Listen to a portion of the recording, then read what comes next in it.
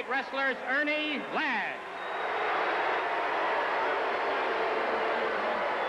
I want silence during my introduction, so everybody can hear my name. And they are managed by the one and only pretty boy, Bobby Heenan. Fans, our special referee for this match, Sam Miniker.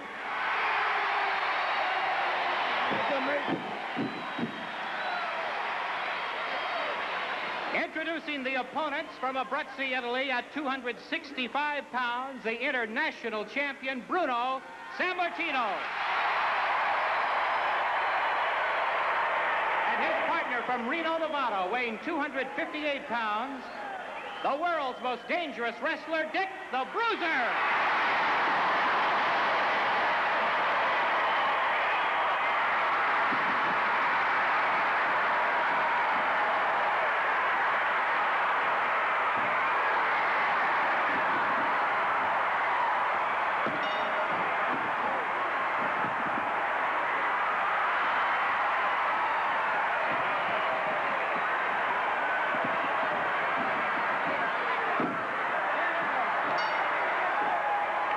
Ladies and gentlemen, this is Tom Matthews at ringside while Sam Miniker is refereeing in the ring.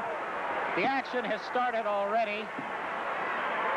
Sam is going to have his hands full, that is for sure. Four of the largest, toughest, roughest, strongest wrestlers in the world are in that ring. Legally only two at a time. The Bruiser and the Baron leading off.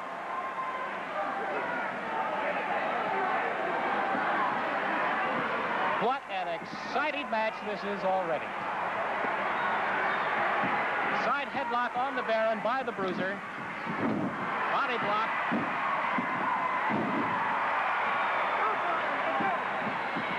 Bruiser taking over completely in the first fall of the match. Here comes Dick the Bruiser right down on the solar plexus of Baron von Raschke. Ladies and gentlemen, this is a best 2 out of 3 falls match to a curfew. The curfew, of course, being the end of our television broadcast.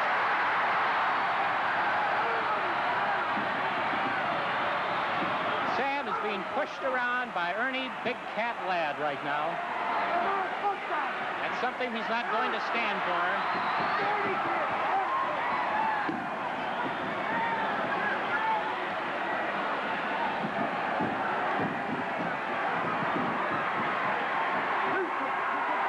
Pouring it on.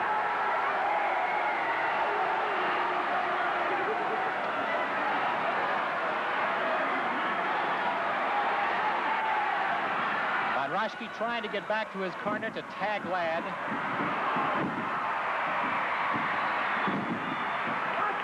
Bruiser's in complete control.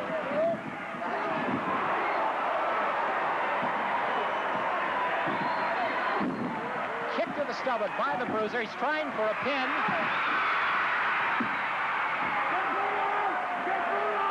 Doesn't look like he'll be able to pin because of that leg on the rope. So the referee forces Bruiser to break the hold.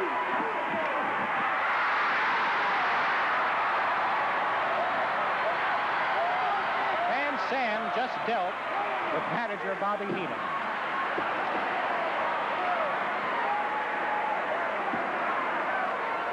This is a rough kind of a match to referee. Sam Miniker has his hands full tonight. There is no way one man can watch 4 wrestlers and a manager. Ernie Ladd trying to get bad with Sam. It's Bruno and Ernie Ladd.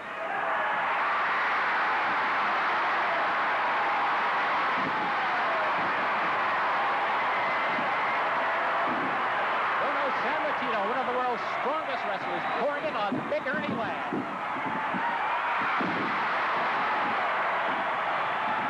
There's a pin. Wasn't effective.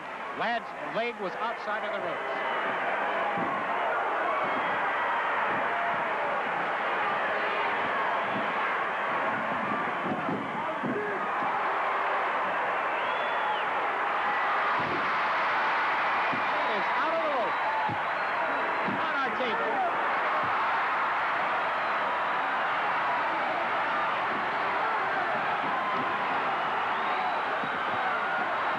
Sammartino and Dick the Bruiser in the ring.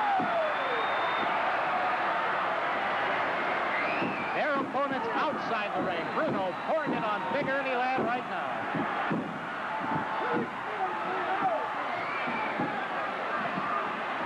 Bruno trying for a pin. Ernie Ladd's leg again outside the rope. The pin cannot take place.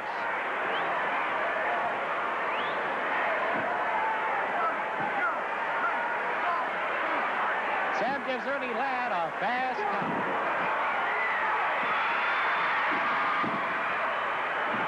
Baron von Raschke's in the ring now, illegally. The referee tries to force him out.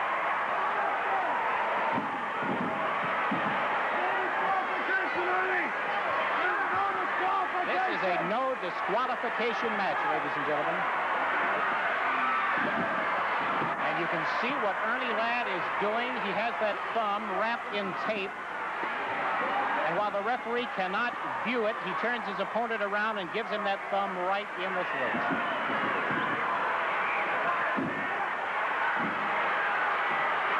Bruno may be in a little bit of trouble now. Oh, there's a vicious chop by Baron von Raschke. Sammartino moves out of the way. That'll teach the Baron. Dick the Bruiser coming back into the ring. The Bruiser is excited. The Bruiser's going wild.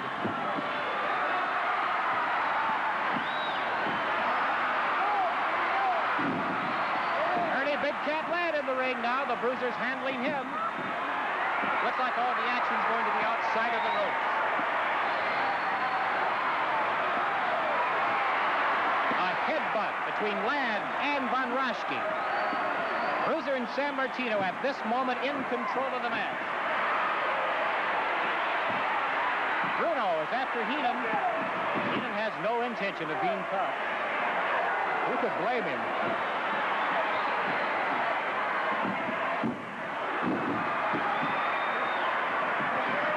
There's a try for a pin by the Bruiser. And Heenan illegally comes into the ring.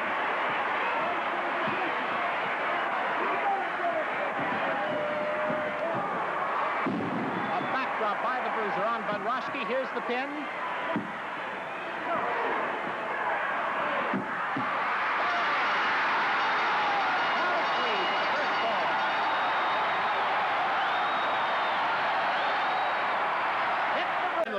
Now introducing fans, the eighth wonder of the world from the jungles of South America, weighing 240 pounds, the United States heavyweight champion, Pampero Firpo.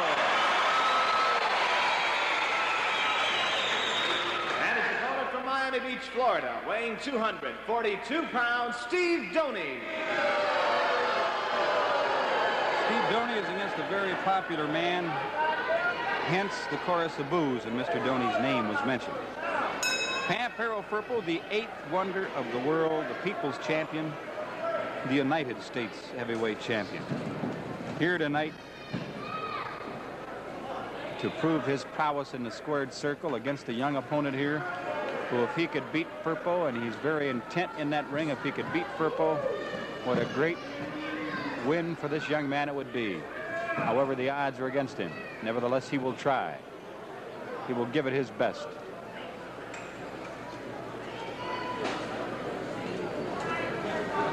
Firpo waits for the young man. Very quick, very fast. Too quick for him, really.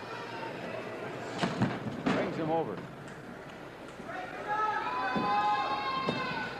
Firpo to his feet now. This young man will have a wrestling lesson here tonight. He's got Firpo in a side headlock now. Doney grabbing the edge here.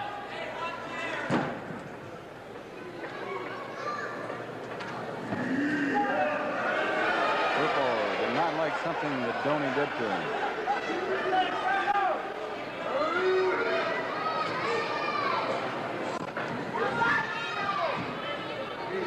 Side headlock. Now Firpo retaliates again. Doney did something that was not in his favor. Firpo puts the El Garfio on him. He's got the El Garfio on this young man. He's going to prove to him once and for all the superior being. Firpo with the El Garfio. He's going to get counted down. That's going to be it. The bell sounds. This bout did not last long. Terry Sullivan making his way to the ring now. Firpo being concerned about this young man. He's going to help him out a bit.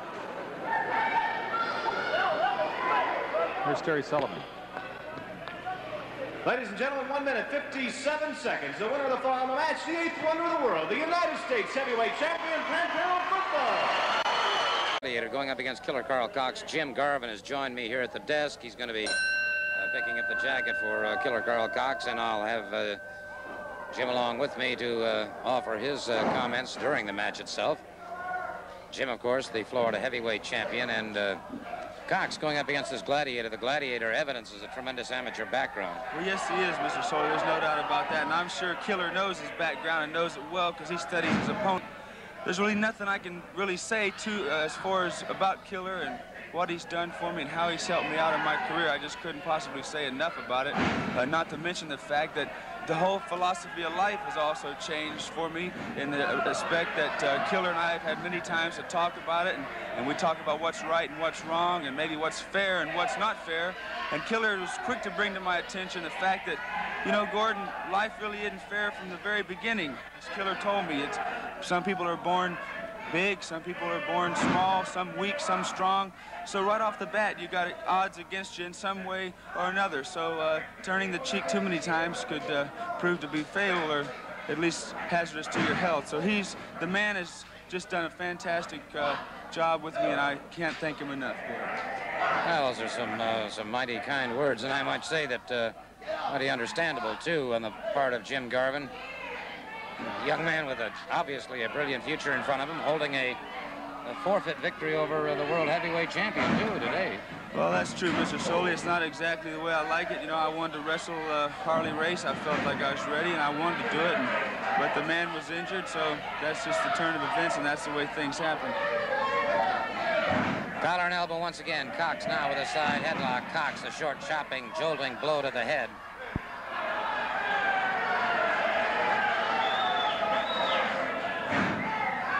Again, collar and elbow. Once again, back up against those ring ropes. The referee calling for the break. Cox catches him on the break. And again, the Gladiator caught on the side of the jaw by Killer Carl Cox.